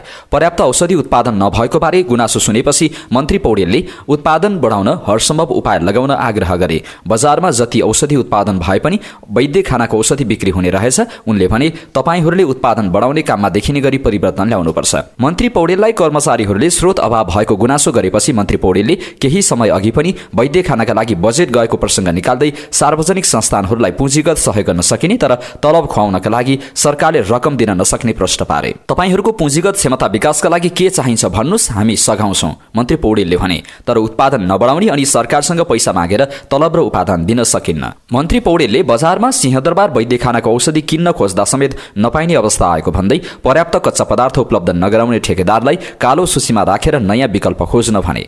प्रधानमन्त्रीज्यूको पनि वैद्यखानाले उत्पादन बढाओस् भन्ने चासो छ। मन्त्री पौडेलले भने बजारमा जति उत्पादन गरे पनि बिक्ने चिज पनि हामी किन बेच्न सक्दैनौँ। मन्त्री पौडेलले भने 3 दिनभित्र समस्या नभई समाधानका साथ उत्पादन बढाउने योजना ल्याउन पदाधिकारीहरूलाई आग्रह गर्दै भने उत्पादन बढाउने योजनामा बजेट अभाव हुन दिन्नौ। खानेपानी मन्त्री प्रदीप यादवले काठमाडौँ उपत्यकाका विभिन्न स्थानमा मेलम्सीको पानी आपूर्ति गर्न बिछ्याएका पाइपलाइनको काम शीघ्र पूरा गर्न निर्देशन दिएका छन्। स्थानीय इन्द्रचोक, जनबहाल, नयाँ सडक, असन लगायतका स्थानमा जारी पाइपलाइनको कामको बिहिबार निरीक्षण गरेपछि उनले त्यस्तो निर्देशन दिए। साथै उनले चुहावट नियन्त्रण गर्नुपर्नेमा जोड दिए। गुणस्तर सुनिश्चित नहुँदा धेरै स्थानमा पानी चुहिएको र पानी चुहिएका स्थानमा यथाशीघ्र मर्मत सम्भार गर्न उनले निर्देशन दिए। मन्त्री यादवका साथ खानेपानी मन्त्रालयका सचिव परिमिला देवी साक्य बज्राचार्य, काठमाडौँ उपत्यका खानेपानी लिमिटेड आयोजना कार्यान्वयन निर्देशनालयका वरिष्ठ अधिकारी सहभागी थिए। काठमाडौँ महानगरपालिकाले विद्यार्थीबाट कुनै पनि शीर्षकमा शुल्क नलिन सामुदायिक विद्यालयहरूलाई निर्देशन दिएको छ। कतिपय विद्यालयले विभिन्न शीर्षकमा शुल्क लिने गरेको पाइएपछि महानगरले कुनै पनि शीर्षकमा शुल्क नलिन विद्यालयहरूलाई भनेको छ। सामुदायिक विद्यालयमा सबै निशुल्क गरेका छौँ, विद्यालयमा लाग्ने खर्च महानगरले बेहोर्छ, प्रवक्ता नवीन मानन्दरले भने। अनुगमनका क्रममा विद्यालयहरूले किताब, पोसाक, खाजा, अतिरिक्त कक्षा लगायतका शीर्षकमा शुल्क लिने गरेको पाइएपछि महानगरले विद्यालयलाई नलिन भनेको हो। संविधानले निशुल्क तथा अनिवार्य शिक्षा भनेको र 2075 मा बनेको अनिवार्य तथा निशुल्क शिक्षा ऐनलाई महानगरले कार्यान्वयन गर्न लागेको हो। ऐन कार्यान्वयन गर्न निशुल्क गरेका हौं, शहरी योजना आयोगका सदस्य शैलेन्द्र झाले भने। आगामी सोमबारदेखि महानगरका विद्यालयमा त्रैमासिक परीक्षा सञ्चालन हुँदैछ। यो परीक्षाको सम्पूर्ण खर्च महानगरले गर्ने भएको छ। सामुदायिक विद्यालयको कक्षा 4 देखि 10 सम्मका द्वितीय त्रैमासिक परीक्षाको कार्यतालिका देहाय बमोजिम भएको बेहोरा जानकारीका लागि अनुरोध छ। सोही कार्यतालिका बमोजिम परीक्षाको तयारी गराउनु हुन अनुरोध छ, महानगरको सूचनामा भनिएको छ। महानगरपालिकाको शैक्षिक क्यालेन्डर बमोजिम त्रैमासिक तथा वार्षिक परीक्षाको प्रश्नपत्र विकास, छपाई तथा वितरण कार्यमा एकरूपता कायम गर्न महानगरले व्यवस्थापन गर्ने पत्रमा भनिएको छ। परीक्षा गुणस्तरीय बनाउन महानगरले एकरूपता कायम गर्न लागेको हो झाले भने। काठमाडौँ महानगरले सबै खर्च बेहोर्ने भएपछि विद्यालयले भाडामा लगाएको सटर बन्द गर्ने अभियान चलाएको छ। झाका अनुसार 32 वटा विद्यालयले 318 सटर सञ्चालन गरेका छन्, जसमध्ये 277 वटा सटर महानगरले बन्द गरेको छ। 2 वटा भवन पनि विद्यालयले भाडामा लगाएको पाइएको छ। विद्यालयको आन्तरिक स्रोत सटर रहेछ, सबै खर्च महानगरले गर्ने भएपछि सटर बन्द गर्न लगाएका हौं झाले भने। विद्यालयलाई पैसा अपुग भयो भने महानगरले दिन्छ। पृथ्वी राजमार्ग अन्तर्गत नौबिसे मुगलिन सडक खण्ड एक साता आंशिक बन्द हुने भएको छ। नौबिसे मुगलिन सडक खण्डको पोखरेभिर र विशालटारमा चट्टान काटेर मोड सुधार गर्नुपर्ने भएकाले 7 पुसदेखि 13 पुससम्म सवारी साधनहरू आंशिक बन्द हुने जिल्ला ट्राफिक कार्यालय धादिङले जनाएको छ। दुवै स्थानका मोड सुधारका लागि 7 देखि 13 पुससम्म बिहान 11 बजेदेखि दिउँसो 2 बजेसम्म सवारी साधन चलाउन पाइने छैन। 3 पुसमा बसेको जिल्ला सुरक्षा समिति धादिङको निर्णय अनुसार पोखरेभिर र मोड सुधारका लागि नौबिसेबाट गजुरी छिर्ने भारी सवारी साधन, गल्छी, बैरेनी र हलुका सवारी साधन जरेखेतमा रोकिनेछ। यसैगरी मलुखु तर्फबाट नौबिसे छिर्ने भारी सवारी साधन, चालिसे र हलुका सवारी साधन घाटबेसीमा रोकिनेछ। यसैगरी विशालटार मोड सुधारका लागि मुगलिनबाट मलुखु छिर्ने भारी सवारी साधन, मझिमटार र हलुका सवारी साधन चरौँदी बजारमा रोकिनेछ भने मलुखु तर्फबाट मुगलिन छिर्ने भारी सवारी साधन, बेनीघाट बजार र हलुका सवारी साधन विशालटारमा रोकिनेछ। तोकिएका स्थानमा रोकिने सवारी साधनलाई दिउँसो 2 बजेपछि मात्रै छोडिने जिल्ला ट्राफिक कार्यालय धादिङले जनाएको छ। एम्बुलेन्स र सुरक्षा निकायका सवारी साधन भने निर्बाध रूपमा सञ्चालन हुनेछन्। स्वतन्त्र ऊर्जा उत्पादकहरूको संस्था नेपाल इपानका अध्यक्ष गणेश कार्कीले भारतबाट विद्युत आयात नगरी अहिले पनि 10 घण्टा लोड सेडिङ भोग्नुपर्ने अवस्था रहेको बताएका छन्। बिहिबार काठमाडौँमा इपानले 25औं वार्षिक उत्सवका अवसरमा इपान रजत जयन्ती मनाउने सन्दर्भमा आयोजना गरेको पत्रकार सम्मेलनमा बोल्दै अध्यक्ष कार्कीले नेपाल जलविद्युतको धनी देश, विद्युत उत्पादनको प्रचुर सम्भावना भए पनि अहिलेदेखि लोड सेडिङ भोग्नुपर्ने अवस्था रहेको बताए। उनले भारतले विद्युत दिन छोड्ने हो भने नेपालले 10 घण्टा लोड सेडिङ भोग्नुपर्ने अवस्था रहेको बारम्बार भन्दै आएको बताए। उनले 12 महिना मुलुकलाई लोड सेडिङ मुक्त गर्न नेपालमा भएको स्रोतलाई लगाडी मार्फत विद्युत उत्पादनमा जोड दिनुपर्ने आवश्यकता रहेको बताए। उनले विद्युत निर्यातको लागि भारत र बंगलादेशसँग सम्झौता भए पनि विद्युत उत्पादनको लागि कुनै पनि काम अघि बढ्न नसकेको उल्लेख गरे। उनले विद्युत उत्पादनको लागि रोकिएको पीपीए तत्काल खुल्ला गर्न आवश्यक रहेको बताए। उनले 2035 सम्म 28500 मेगावाट विद्युत उत्पादनको लागि 67 खर्ब र ट्रान्समिसन लाइनमा 10 खर्ब लगानी आवश्यक रहेको बताए। उनले स्वदेशमा भएको पुँजी लगानी गर्नुपर्ने भए पनि सार्वजनिक लेखा समितिले आईपीओमा गएका कम्पनीले 33% शेयर बेच्न पाइँदैन भनेर लगाम लगाउनु जायज नभएको बताए। उनले भने नेपाल जलविद्युतको धनी देश, विद्युत उत्पादनको प्रचुर सम्भावना भएको देश, तर हामीले अहिलेदेखि लोड सेडिङ भोग्ने हो कि भन्न थालेका छौँ। भारतले विद्युत दिन छाडेको हो भनेका छौँ। मैले धेरै पटक भनिसके, भारतले विद्युत नदिने हो भने नेपालले 10 घण्टा लोड सेडिङ भोग्नुपर्छ। 12 महिना मुलुकलाई लोड सेडिङ मुक्त गर्न के गर्नुपर्छ भनेर खोज्नुपर्ने दिन आएको छ। विद्युत निर्यातको लागि भारत र बंगलादेशसँग सम्झौता भएको छ, तर अगाडि बढ्न सकेको छैन। विद्युत उत्पादनको लागि पीपीए रोकेर बसेको छ। 2035 सम्म 28500 मेगावाट विद्युत उत्पादनको लागि 67 खर्ब र ट्रान्समिसन लाइनमा 10 खर्ब लगानी आवश्यक छ। स्वदेशमा भएको पुँजी लगानी गर्नुपर्ने हुन्छ। सार्वजनिक लेखा समितिले आईपीओमा गएका कम्पनीले 33% शेयर बेच्न पाइँदैन भनेर लगाम लगाउँदैछ। सरकार विद्युत उत्पादनमा लगानी आवश्यक भन्छ, तर सरकारका निकायहरू रोक्ने काम गरेका छन्। नेपालीहरूले उत्पादन गरेका विद्युतले लोड सेडिङ मुक्त गराउने हो भने अब फास्ट ट्र्याकमा हिँड्नुपर्ने बेला आएको छ, उनले भने। यसैबीच स्वतन्त्र ऊर्जा उत्पादकहरूको संस्था नेपाल इपानले स्थापनाको 25औं वार्षिक उत्सव भव्य रूपमा मनाउने भएको छ। इपानले बिहिबार इपान रजत जयन्ती 2081 बारे जानकारी दिने उद्देश्यले पत्रकार सम्मेलन गर्दै विशेष कार्यक्रम माघ 4 गते काठमाडौँको मेरियट होटलमा आयोजना हुने जनाएको हो। लिडिङ इनर्जी टुवार्ड्स प्रोस्पेरिटी नारासहित हुने उक्त कार्यक्रममा इपानले विगत 25 वर्षमा हासिल गरेका उपलब्धिहरू सार्वजनिक गर्दै आगामी योजनाबारे चर्चा गर्ने इपानले जनाएको छ। 3 वर्ष अघि छोरीको हत्या र छोरा बेपत्ता पार्नेहरूमाथि कारबाहीको माग गर्दा आफूमाथि नै धम्क्याउन थालेको पीडितकी आमाले सहयोगको याचना गरेकी छन्। डाक्नेश्वरी नगरपालिका 1 मा 3 वर्ष अघि 17 साउन 2079 मा चन्द्रदेवी शाहकी 19 वर्षीय छोरी सन्तोषीको हत्या भएको थियो भने 17 वर्षीय छोरा आशिषलाई बेपत्ता पारिएको थियो। यही घटनामा संलग्न रहेको भन्दै 13 दिन अघि 21 मङ्सिरमा नवनिर्वाचित वडाध्यक्ष धीरेन्द्र कुमार शाह पक्राउ परेका थिए। 16 मङ्सिरको उपनिर्वाचनबाट निर्वाचित शाह शपथ ग्रहण समारोहबाटै पक्राउ परेका थिए। सप्तरीका प्रहरी ढकेन्द्र खतिवड़ाका अनुसार वडाध्यक्ष शाहमाथि अपहरण तथा शरीर बन्धक, जबरजस्ती करणी, कर्तव्य ज्यान मुद्दा लगायतका मुद्दामा अनुसन्धान भइरहेको छ। यसैबीच छोरी गुमाएकी र छोरा बेपत्ता भएकी आमाले दोषीमाथि कारबाहीको माग गर्दै ज्यान मार्ने धम्क्याउन थालेको हो। धम्क्याउन थालेपछि बिहिबार राजविराज पुगेर उनले सुरक्षित बस्ने वातावरण मिलाउन संचारकर्मीलाई भेटेर याचना गरेकी हुन्। पक्राउ परेका शाह र अन्य फरार प्रतिवादीका आफन्तबाट दिनौजसो मुद्दा फिर्ता नलिए ज्यानै लिने सम्मका धम्क्याउन थालेको छ। आमा चन्द्रदेवीले रुँदै भनिन्, प्रतिवादी आफन्तहरू खेतमा, बजारमा र घरमा जहाँ पनि पुगेर मुद्दा फिर्ता नलिए तेरो अवस्था पनि छोराछोरीको जस्तै पारिदिन्छु भन्दै धम्क्याउन थालेका छन्। चन्द्रदेवीले आफूलाई आएको धम्कीबारे प्रहरी अधिकारीहरूलाई पनि जानकारी गराइसकेका छन्। कतैबाट सहयोग नपाए आफू गाउँ छोड्न बाध्य हुने उनको भनाइ छ। प्रहरीका अनुसार उक्त घटनाका अन्य आरोपीहरूको खोजी कार्य भइरहेको छ।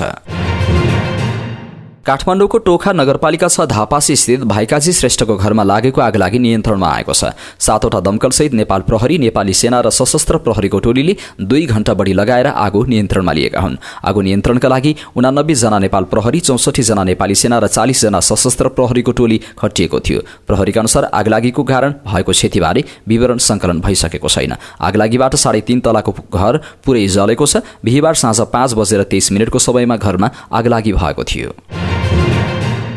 सुर्खेतमा घरभित्रै निसासिएर आमा छोराको मृत्यु भएको छ। मृत्यु हुनेमा वीरेन्द्रनगर नगरपालिका 4 भैरव स्थानकी 30 वर्षीय देवी सारा थापा र उनका 6 वर्षीय छोरा रियान थापा रहेको जिल्ला प्रहरी कार्यालय सुर्खेतले जनाएको छ। घटना बुधबार रातिको हो। यद्यपि प्रहरीले बिहीबार बिहान मात्र जानकारी पाएको जिल्ला प्रहरी कार्यालय सुर्खेतका सूचना अधिकारी वीरेन्द्रवीर विश्वकर्माले बताए। उनका अनुसार बेलुका खाना खाएर सुतेको र बिहान अबेरसम्म कोही बाहिर ननिस्किएपछि प्रहरीलाई खबर गरिएको थियो। घरभित्र कोइला बालेको र धुवाले निसासिएको प्रारम्भिक अनुसन्धानबाट खुलेको उनले बताए। उनले भने हामी जाँदा 3 जना अचेत अवस्थामै फेला पार्यौं। सबैलाई उद्धार गरेर अस्पताल पठाएको हो। अस्पतालले आमा छोरालाई मृत घोषणा गर्यो भने 9 वर्षीय छोरी रिया थापा भने घाइते अवस्थामा रहेकाले कर्णाली प्रदेश अस्पतालमा उपचार भइरहेको छ।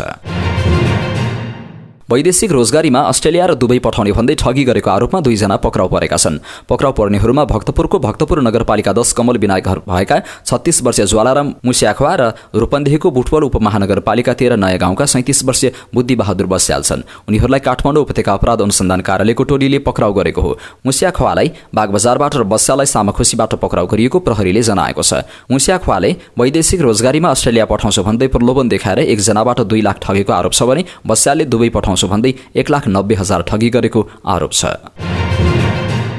नेपाल राष्ट्र बैंकका गभर्नर महाप्रसाद अधिकारीले पछिल्लो समय बैंकहरू कठिन परिस्थितिमा चलिरहेको बताएका छन्। बुधबार नेपाल बैंकर्स संघको साधारण सभालाई सम्बोधन गर्दै गभर्नर अधिकारीले यस्तो बताएका हुन्। उनले बैंकहरूले ऋणहरूसँग ऋणको सावा समेत ब्याज उठ्न नसक्दा बैंकहरू समस्यामा रहेको उल्लेख गरे। गभर्नर अधिकारीले बैंकिङ क्षेत्रमा वित्तीय कारोबारको काम गर्दा प्रशस्त चुनौतीहरू रहेको बताए। उनले राष्ट्र बैंकको नीति वित्तीय स्थायित्व र आर्थिक वृद्धि गर्न सघाउने खालको रहेको दावी गरे। उनले बैंकिङ क्षेत्रप्रति राष्ट्र बैंक गौरव गर्ने भन्दै नेपालको बैंकिङ अभ्यास पारदर्शी रहेको बताए। उनले पछिल्लो समय बैंकभन्दा बाहिरको समस्याले चुनौती थपेको उल्लेख गरे। उनले बैंकहरूमा पछिल्लो समय पुँजी राम्रो भए पनि निष्क्रिय कर्जा बढेको बताए। गभर्नर अधिकारीले राष्ट्र बैंकले व्यवस्था गरेको प्रोभिजनले बैंकहरूलाई बलियो बनाउँदै बैंकलाई बचाउन मद्दत गर्ने बताए। उनले प्रोभिजनको व्यवस्थाले बैंकहरू आत्तिने स्थिति सिर्जना हुनबाट बचेको दावी गरे।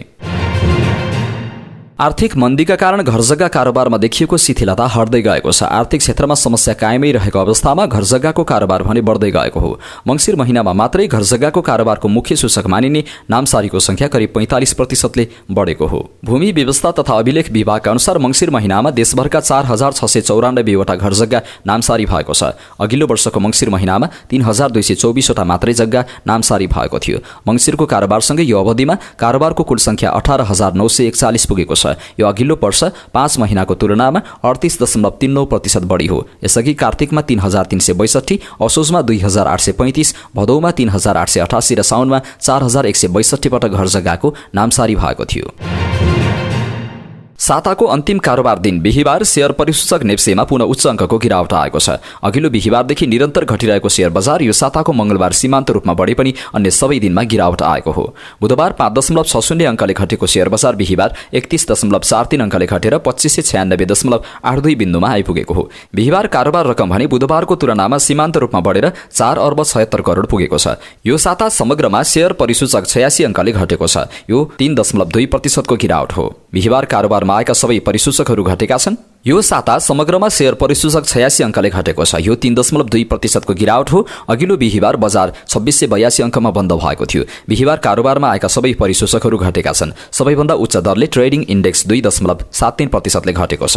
कारोबारमा आएका कम्पनीहरूमध्ये सपोर्ट माइक्रो फाइनान्सको शेयर मूल्यमा 10% को सकारात्मक सर्किट लागेर 3327 अङ्क पुगेको छ। सबैभन्दा धेरै घटेको नारायणी विकास बैंकको शेयर मूल्य 9% ले घटेर 1301 मा आइपुगेको छ। सबैभन्दा धेरै कारोबार जानकी फाइनान्सको 17 करोड 60 लाख रुपियाँको भएको थियो।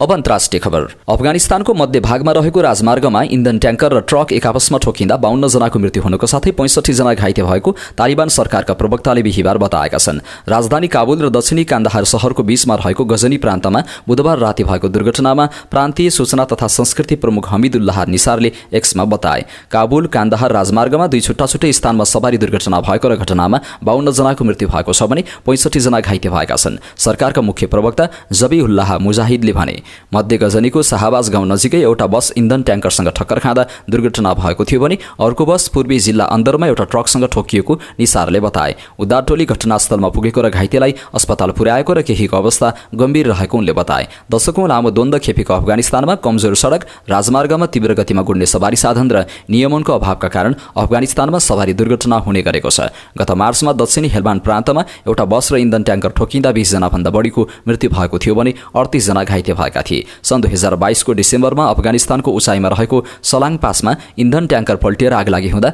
31 जनाको मृत्यु हुनुको साथै दर्जनौं मानिस जलेर घाइते भएका थिए।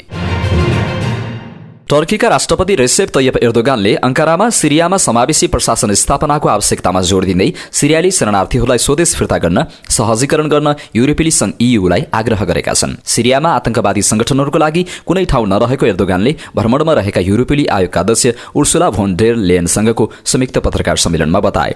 सिरियाली शरणार्थीहरूको एक महत्वपूर्ण भाग हाल टर्कीमा बसोबास गरिरहेको भन्दै एर्दोगानले सिरियाको पुनर्निर्माणका लागि छिमेकी सहयोगी राष्ट्रहरू, ईयू र अन्तर्राष्ट्रिय संस्थाहरूको द्रुत र बलियो आवश्यक रहेको बताए। युरोपेली संघले सिरियालीहरूलाई त्यहाँ शरण दिन मद्दत गर्न टर्कीलाई 6 बिलियन युरो विनियोजन गरेको छ। आधिकारिक तथ्याङ्क अनुसार लगभग 3 मिलियन दर्ता सिरियाली शरणार्थीहरू टर्कीमा बस्दछन्। चीनमा निर्माण भएका 3 पाङ्ग्रे सवारी साधनको माग विश्वभर बढेको पाइएको छ। मेड इन चाइना लेखिएका त्यस्ता साधन निर्यातले चीनको अर्थतन्त्रमा समेत ठूलो प्रभाव पारेको चिनिया समाचार एजेन्सी सीसीटीभी प्लसले जनाएको छ। मध्य चीनको हेनान प्रान्तको लोयाङ शहरमा 15वटा 3 पाङ्ग्रे र 200 भन्दा बढी 3 पाङ्ग्रे सवारीका पाटपूर्जा उत्पादकहरू छन्। उत्पादक कम्पनीहरू बढ्नु भनेको निर्यातमा वृद्धि भएको अनुमान पनि गरिएको छ। उत्पादक कम्पनीका अनुसार 3 पाङ्ग्रेले दक्षिण पूर्व एसियामा स्थानीय पर्यटनको विकासमा सहयोग पुर्याउन दर्शनीय स्थलहरूका लागि प्रयोग गरिन्छ। अफ्रिकामा कार्गो ढुवानीका लागि प्रयोग गरिन्छ भने युरोपेली र अमेरिकी देशहरूमा खेत र तुलनात्मक रूपमा साँघुरो सडकहरूमा प्रयोग गरिने गरेको छ। 3 पाङ्ग्रे सवारी साधनबारे भन्सारको तथ्याङ्क अनुसार गत वर्षको पहिलो 11 महिनामा मेकानिकल तथा विद्युतीय वस्तुको निर्यात 1.8 ट्रिलियन अमेरिकी डलर पुगेको छ। यो अघिल्लो वर्षको तुलनामा 8% बढेको हो। 3 पाङ्ग्रे सवारी चीनको कुल निर्यातको झण्डै 60% हिस्सा ओगटेको छ। अमेरिकाले ब्यालिस्टिक मिसाइल कार्यक्रममा सहभागी भएको भन्दै 4 पाकिस्तानी कम्पनीमाथि प्रतिबन्ध लगाएको छ। अमेरिकी विदेश मन्त्रालयका प्रवक्ता म्याथ्यू मिलरले जारी गरेको वक्तव्य अनुसार पाकिस्तानको लामो दूरीको मिसाइल कार्यक्रम र त्यसबाट हुने खतरालाई मध्यनजर गर्दै कार्यकारी आदेशका आधारमा 4 पाकिस्तानी कम्पनीमाथि प्रतिबन्ध लगाइएको हो। अमेरिकी विदेश मन्त्रालयका अनुसार पाकिस्तानको national development complex, Akhtar and sons private limited, Affiliates International र रकसाइड इन्टरप्राइजेसमाथि प्रतिबन्ध लगाएको हो। गत सेप्टेम्बरमा अमेरिकाले यही विषयमा पाकिस्तानका 5 कम्पनी र व्यक्तिमाथि प्रतिबन्ध लगाएको थियो। पाकिस्तानले भने कथित रूपमा ब्यालिस्टिक मिसाइल उत्पादनसँग जोडिएको भन्दै प्रतिबन्ध लगाइएकोमा आपत्ति जनाएको छ। पाकिस्तानी विदेश मन्त्रालयकी प्रवक्ता मुमताज जहरा बलुचले अमेरिकाले पक्षपातपूर्ण र राजनीतिक पूर्वाग्रहका रूपमा यस्तो कार्य गरेको आरोप लगाए। अमेरिकाले सन् 2023 को अक्टोबरमा मिसाइल निर्माण सामग्री आपूर्ति गरेको भन्दै 3वटा चिनिया कम्पनीमाथि पनि प्रतिबन्ध लगाएको थियो।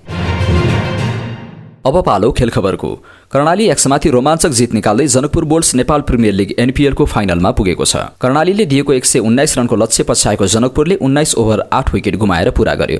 19औं ओभरमा 14 रन लिँदै जनकपुरले फाइनल यात्रा तय गर्यो। शेर मल्लले 10 बलमा अभिजित 16 रन बनाए। जनकपुरका जिमी निसमले सर्वाधिक 45 रन जोडे। सामान्य लक्ष्य पछ्याएको जनकपुरको ब्याटिङ जिमीले उकासेका थिए। बलिङमा कर्णालीका विपिन खत्रीले सर्वाधिक 3 विकेट लिए। त्यसअघि टीयू क्रिकेट मैदानमा टस हारेर पहिला ब्याटिङ गरेको कर्णालीले निर्धारित 20 ओभरमा 9 विकेट गुमाउँदै 118 रन बनाएको थियो। कर्णालीका गुलसन झाले सर्वाधिक 25 रन जोडे। देव खनालले 24, जिसन मक्सुदले 12, चाडविक वाल्टनले 11 र विलियम वशिष्ठले 14 रन बनाए। बलिङमा ललित राजवंशी, जिमी निसम र मोहम्मद मोहसिनले 2-2, हर्ष थाका र शेर मल्लले 1-1 विकेट लिए। कर्णालीलाई हराएको जनकपुरले उपाधिका लागि शनिबार सुदूरपश्चिम रोयल्ससँग खेल्नेछ। महिला अन्डर 19 एसिया कपको सुपर 4 अन्तर्गत नेपाल र श्रीलङ्का बीचको म्याच वर्षाका कारण रद्द भएको छ। खेल हुन नसकेपछि दुवै टिमले अङ्क बाँडेका छन्। टस जितेर पहिले बलिङ रोजेको नेपालले उत्कृष्ट सुरुवात गरेको थियो। नेपालकी कप्तान पूजा महतोले पहिलो ओभरमा विकेट लिएर श्रीलङ्कालाई झड्का दिएकी थिइन्। आफ्नो ओभरको तेस्रो बलमा उनले हिरुनी हसिमकालाई एलिसा कुमारी यादवको हातबाट क्याच गराएकी हुन्। पहिलो ओभरमा उनले 1 रन मात्रै खर्चेकी थिइन्, तर वर्षाका कारण दोस्रो ओभरको खेल हुन सकेन। वर्षा नरोकिएपछि खेल स्थगित गरिएको छ। नेपालले सुपर 4 को अर्को खेल बंगलादेश विरुद्ध शुक्रबार खेल्नेछ। सुपर 4 मा नेपाल, श्रीलङ्का, भारत र बंगलादेश छन्। प्रत्येकले 2-2 खेल्नेछन्। अङ्क तालिकाको शीर्ष स्थानमा रहने दुई टिम फाइनलमा पुग्नेछन्। अब पालो आजको हेल्थ टिप्सको। आजको हेल्थ टिप्समा हामीले मृगौलाको समस्या भएकालाई कस्तो डाइट चार्ट आवश्यक हुन्छ यस विषयमा जानकारी लिएर उपस्थित भएका छौं। मृगौला उपचारमा स्वस्थ आहारको पनि महत्त्वपूर्ण भूमिका हुन्छ। स्वस्थ आहारले मृगौलालाई थप क्षतिबाट जोगाउन मद्दत गर्नुका साथै उच्च रक्तचाप र मधुमेह जस्ता सम्बन्धित समस्यालाई पनि नियन्त्रण गर्न मद्दत गर्छ। क्रोनिक मृगौला रोग यस्तो अवस्था हो जसमा मृगौलाले राम्रोसँग काम गर्दैन। यसले शरीरमा विषाक्त पदार्थ र तरल पदार्थको निर्माणका साथै अन्य धेरै समस्या निम्त्याउन सक्छ। मधुमेह, उच्च रक्तचाप मृगौला रोगको पारिवारिक इतिहास र विभिन्न संक्रमण मृगौलाको समस्या निम्तने कारण हुन्। मृगौलामा समस्या हुँदा थकान, वाकवाकी, खानामा अरुचि, हातखुट्टा सुनिने लगायतका लक्षण देखा पर्न सक्छ। कतिपय अवस्थामा मृगौलाको समस्याका कारण मृगौला फेल्नै पनि हुन सक्छ। मृगौलाका रोगीलाई डाइट चार्ट चाहिन्छ। मृगौलाको समस्या भएका व्यक्तिले आफ्नो खानेबानीमा धेरै ख्याल गर्नुपर्छ, किनभने यसले उनीहरूको स्वास्थ्यमा ठूलो असर पार्न सक्छ। त्यसैले उनीहरूले निश्चित डाइट चार्ट फलो गर्नु फाइदाजनक हुन्छ। यसले मृगौलाको स्वास्थ्यका लागि फाइदाजनक खानेकुरा र खान नहुने खानेकुराका बारेमा जानकारी दिन्छ। साथै डाइट चार्टले मृगौलामा धेरै तनाव नदिई आवश्यक पोषण प्राप्त गर्न खानाको प्रकार मात्राबारे जानकारी दिन्छ। डाइट चार्टले के खाने र कति खाने भन्ने निर्देश गर्दछ। आवश्यक पोषक तत्त्वहरू प्राप्त गरियो भने थप जटिलताबाट बच्न सकिन्छ। मृगौलाको समस्या भएका व्यक्तिको डाइट चार्टमा प्रोटिन, पोटासियम, फस्फरस, सोडियममा कम र भिटामिन B6 र B12, बायोटिन प्रशस्त हुनुपर्छ। प्रोटिन सेवन। मृगौलाको समस्या भएका व्यक्तिले प्रोटिनको सेवनमा सावधानी अपनाउनुपर्छ, किनभने यसले मृगौलामा दबाव दिन्छ। उच्च प्रोटिन आहारहरूले इन्ट्राग्लोमेरुलर दबाव बढाउन सक्छ, जसले मृगौलाको समस्या बढाउन सक्छ। कम प्रोटिन डाइट चार्टमा माछा, टोफु, कुखुराको मासु र सिमी जस्ता कम प्रोटिन आहार समावेश गर्नुपर्दछ। तरल पदार्थको सेवन। हाइड्रेटेड रहनु एकदमै महत्त्वपूर्ण हुन्छ, तर मृगौलाको समस्यामा तरल पदार्थको प्रकार र मात्रामा ध्यान दिन आवश्यक हुन्छ, किनकि धेरै तरल पदार्थ पिउनाले शरीर सुनिने र समस्या निम्तिन सक्छ। दैनिक कति तरल पदार्थ पिउनुपर्छ भन्ने बारे डाक्टरसँग सल्लाह गर्नु राम्रो हुन्छ। पोटासियम सेवन। मृगौला रोगीले पोटासियमको सेवन सीमित गर्नुपर्छ, किनभने यसले उच्च रक्तचाप निम्त्याउन सक्छ। क्रोनिक मृगौलाको समस्या भएका व्यक्तिले पोटासियमको उच्च मात्रा प्रशोधन गर्न सक्षम हुँदैनन्। यसले रगतमा पोटासियमको स्तर उच्च हुन सक्छ। मृगौला समस्याको आहार चार्टमा पोटासियम कम हुने खाना जस्तै टमाटर, गाजर र स्याउ समावेश गर्न सकिन्छ। फस्फरस सेवन। मृगौलाको समस्यामा फस्फरसको सेवन सीमित मात्रामा गर्नु राम्रो हुन्छ, किनकि यसले क्याल्सियम कम हुन सक्छ र शरीरले अतिरिक्त फस्फरस प्रक्रिया गर्न सक्षम नहुन सक्छ। आहार तालिकामा फस्फरस कम भएका खानेकुराहरू जस्तै दूध, चीज र दही समावेश गर्नुपर्छ। सोडियम सेवन। यो समस्यामा सोडियम सेवन सीमित हुनुपर्छ, किनभने यसले तरल पदार्थ जम्मा गर्ने र उच्च रक्तचाप निम्त्याउन सक्छ, जुन बिरामीका लागि हानिकारक हुन सक्छ। त्यसैले सोडियमको मात्रा 1500 मिलिग्राम प्रतिदिनमा सीमित गर्नुपर्छ। ताजा फलफुल र तरकारीहरू जस्ता सोडियम कम भएका खाना छनौट गर्नुपर्छ। भिटामिन र खनिज। भिटामिन र खनिज भने मृगौलाको समस्या भएकाका लागि आवश्यक हुन्छ, किनकि तिनीहरूले प्रतिरक्षा प्रणालीलाई बढावा दिन र समग्र स्वास्थ्य कायम राख्न मद्दत गर्छन्। पर्याप्त मात्रामा भिटामिन जस्तै B1, B2, B6, B12, folic acid र केही भिटामिन C युक्त खानेकुरा खानुपर्छ। मृगौलाको समस्या भएका व्यक्तिको डाइट चार्टमा प्रोटिनको मात्रा मध्यम हुनुपर्छ। प्रशस्त मात्रामा ताजा फलफुल र तरकारीहरू समावेश गर्नुपर्छ। सोडियमको मात्रा कम गर्नुपर्छ। प्रशोधित र उच्च पोषकयुक्त खानेकुराहरू पनि कम हुनुपर्छ। यो थियो आजको हेल्थ टिप्स अन्तर्गत मृगौलाको समस्या भएकालाई कस्तो डाइट चार्ट आवश्यक हुन्छ त यस विषयमा विशेष जानकारी। आफ्नो छोराछोरीको चिन्ता त सबैलाई हुन्छ, तर कतिपय अवस्थामा त्यसको लागि आवश्यक कदम चाल्न सकिँदैन। त्यसैको लागि तपाईको साथमा छ WM एकाडेमी। हवस् त दर्शक महानुभाव, आजका मुख्य समाचार अहिलेलाई यति नै। हामीले प्रस्तुत गरेका यी समाचारप्रति तपाईको धारणा के छ त्यो कुरा तलको कमेन्ट बक्समा कमेन्ट गर्नुहोला। हाम्रो मेहनतको लागि यो भिडियोमा एउटा सानो लाइक अवश्य गर्नुहोला। देशभित्रबाट हेर्दै हुनुहुन्छ भने आफू रहेको गाउँ ठाउँ सहर जिल्लाको नाम लेख्नुहोला। विदेशमा हुनुहुन्छ भने कुन देशबाट हेर्दै हुनुहुन्छ त्यो कुरा तलको कमेन्ट बक्समा कमेन्ट गर्नुहोला। दैनिक रूपमा हेर्नुहुन्छ भने रेगुलर भनेर लेख्नुहोला। आज पहिलो पटक हेर्दै हुनुहुन्छ भने फर्स्ट टाइम भनेर लेखिदिनुहोला। हाम्रो च्यानल अहिलेसम्म सब्स्क्राइब गर्नु भएको छैन भने सब्स्क्राइब गर्नुहोला अनि नजिकै आउने बेल आइकनमा क्लिक गर्नुहोला। समाचारपाटी.com को न्यूज बुलेटिन नेपाली समय अनुसार आज साँझ 6 बजे लिएर फेरि हामी उपस्थित हुनेछौं। पल पलको न्यूज अपडेटको लागि समाचारपाटी.com हेर्दै गर्नुहोस्। नमस्कार।